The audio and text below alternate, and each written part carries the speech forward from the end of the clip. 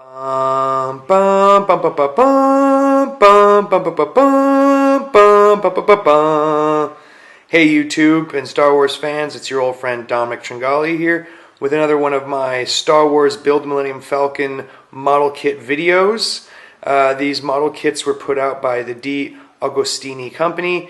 It is if you don't know, a collection of magazines. There's 100 issues in all.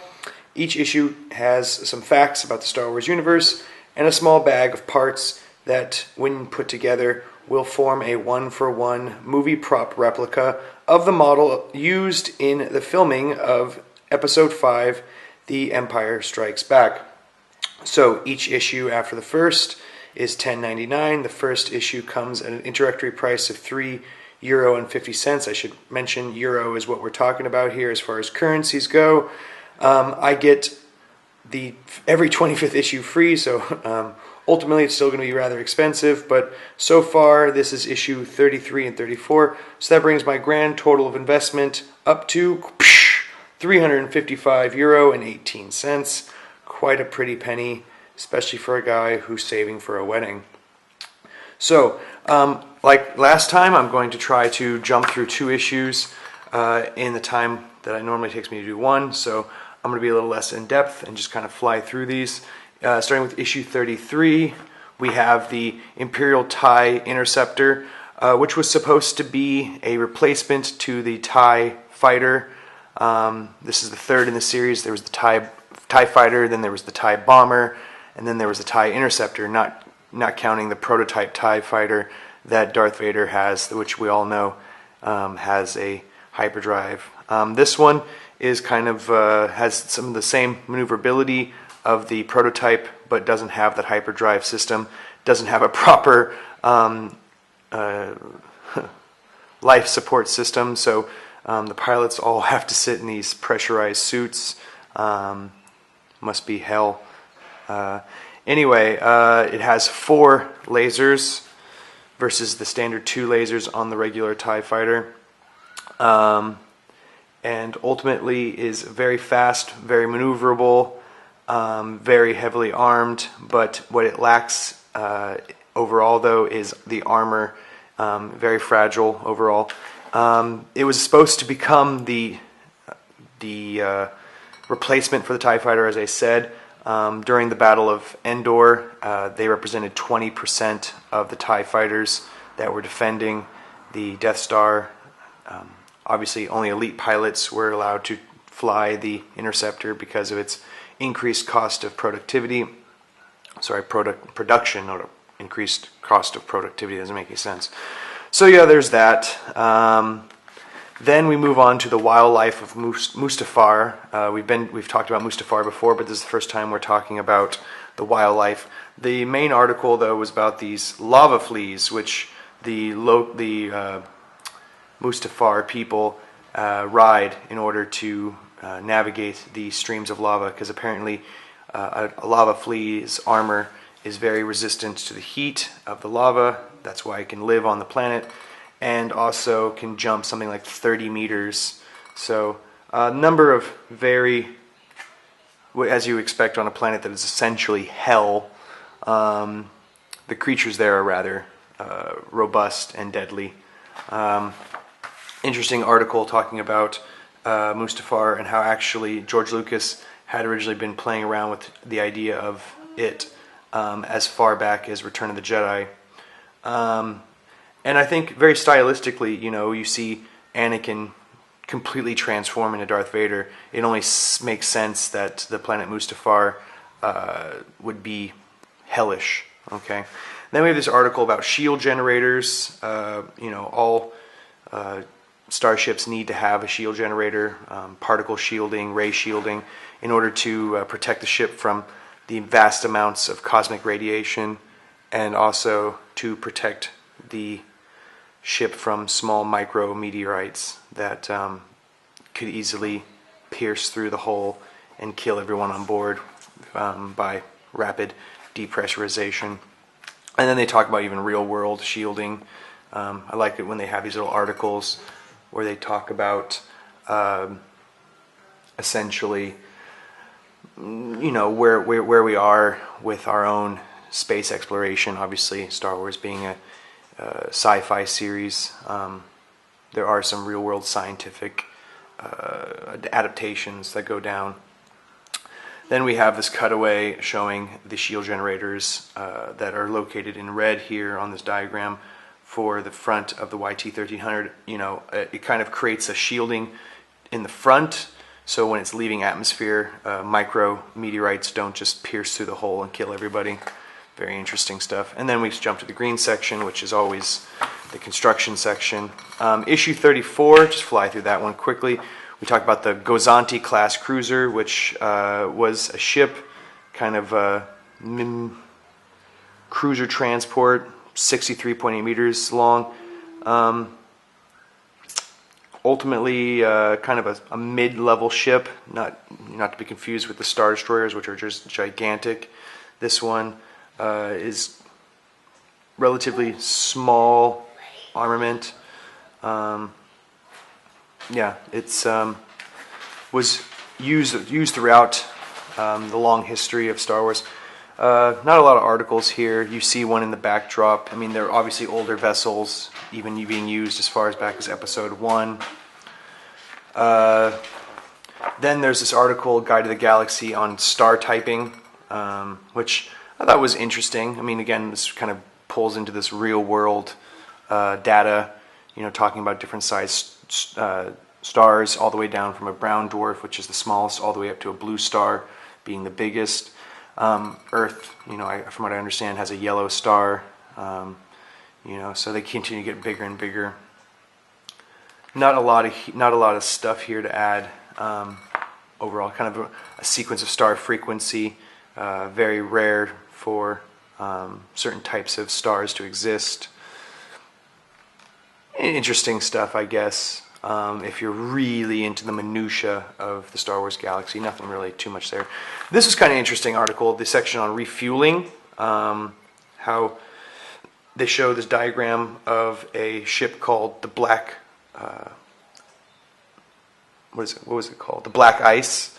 I thought that was kind of funny. Black Ice, which is like a fuel tugboat. Each one of these pods is like a force field that's generated holding fuel, 9 of them in all. And apparently it be the length of, like, would they say? It was the length of, I mean, you show a Star Destroyer for scale, so you can see how big one of these things would be. You know, they're talking about how different type of fuels ships will take. Certain ships use certain kinds of fuel, and some fuels are actually quite dangerous. Supposedly the fuel that the Millennium Falcon uses is rather dangerous, and usually droids were implemented in refueling it. So not a lot there. Then they talk about the planet of Malastare, which is where Dugs are from. Sebulba was a Dug, and apparently their planet, they kind of dug it out in order to find this fuel, and all their mining eventually caused the local Zillo beast to become extinct. Blah, blah, blah, blah, blah. Okay, so then let's just jump right into the building section. So let's take a look at these bags and see what's next. So here are parts bags 33 and 34. Let me tear them open and see what we find inside. So, with parts bag number 33, we have a couple more pieces of hull framing to go with the one piece I got in the last issue, so we'll be doing some of that today. And then we got more of these vector plates and these pieces, which I want to hold back on actually assembling right now, because ultimately I think it's better just to kind of put them together after I've done the painting to get smoother lines. So I'm going to hold back on those. So again, this issue will be kind of small because I'm going to leave these vector platings for another day. But I will try to keep them separate so I know the pieces that go with each one, and more black screws, whatnot. So let's go ahead and set this thing up, my framing, and try to construct the framing pieces. Okay, great. So this is what I have done so far of the framing, the lower framing. These three pieces right here are what I'll actually be attaching today. This is the piece I got in the last issue. These are the two pieces I got in this particular issue, issue 33. Very straightforward and not so interesting. I'm just going to put a black screw here, here, here, here, here, and here. So essentially just 6 black screws to put all this into place, and then this will be rather loose, so you have to be very careful not to bend it or distort it overall. That's why the working jig is actually a really good thing to have complete by now. And from what it looks like, I think we're going to be assembling this mirrored piece to like right here, what you see here. We'll be assembling it separate and then attaching it to the final product later on. So let me go ahead and just attach those 6 screws and show you what the final product looks like when I'm all finished.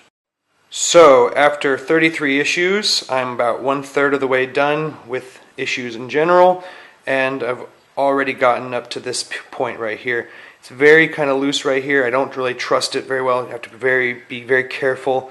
I would have preferred them have given me another rib to put here in order to hold it all into place. But I don't know if they're actually going to give... I mean, they have to give me another rib. I would assume so, at least. Maybe I'm wrong. I'm not sure about that. But just it's a little loose, and I'm worried about that. So the next step, I think I'm going to go ahead and take a look at those vector plates and see how they fit together at least, so I can keep them all sorted and straight. So I'll put this away and we can take a look at those vector plates. So this is the vector plate piece from issue 32. I pulled out the issue 32 instructions again just to see what it looks like. Again, it tells us not to glue these into place yet because we will be adding in these details later on, and it says that they will be giving us instructions on how to do that later on. So we'll battle that out when we can, but for the meantime I'm just going to follow through with these instructions. They're all the same length, so I don't think it really matters how I put them on, but it looks like I'll just be putting them on something like this, kind of just test fitting them into place before I glue them. So I'll go ahead and do that now and show you what it looks like when they're in place. Okay, so there wasn't really anything at all to that step because they're really loose. If I turn this over, they'll all fall in place. They don't even pop into place. They have little tabs, but the tabs aren't tight enough for them to actually fit into place. So gotta wait for I'm actually put some glue on there once I paint this area. So let's move on to the one from issue 33 and then the one from issue 34, and then we should be all done all the way up till this issue. So here's the actuator from issue 33. So again, we have these actuator pieces, the thrust plates. One in the middle is shorter, and I don't know if you can see, but it is shorter. So you're going to make sure you single that one out because it goes in the center, like so. And the other ones obviously just clip on like that.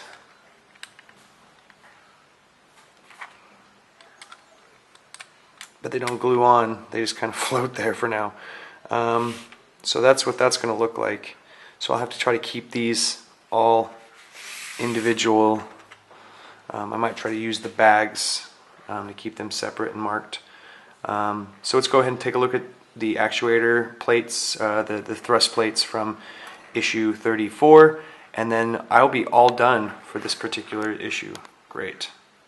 So here's the thrust plate, the vector. Here's the whole plate, and these are the thrust plates with their actuators. And this is from issue 34, and they're identical to all the other ones. So I have here now 12 identical ones and this one oddball 13th one that's a little shorter, but they're all identical so far, and I assume that they go something like this on the actual